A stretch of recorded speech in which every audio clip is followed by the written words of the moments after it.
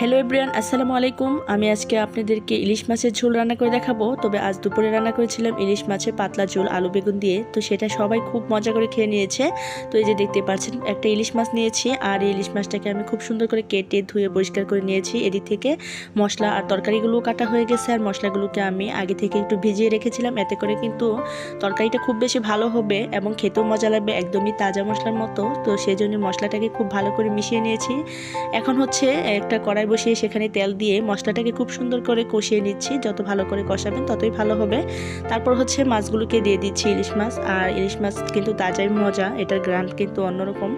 তো অনেক বেশি মজা ছিল। আর এদিক থেকে হচ্ছে মাছগুলোকে উঠিয়ে তরকারি দিয়ে দিচ্ছি, আর তরকারিগুলোকে বেশ কিছুক্ষণ কষিয়ে এখন একটু পর্যাপ্ত পানি দিয়ে মাছগুলোকে দিয়ে দিলাম।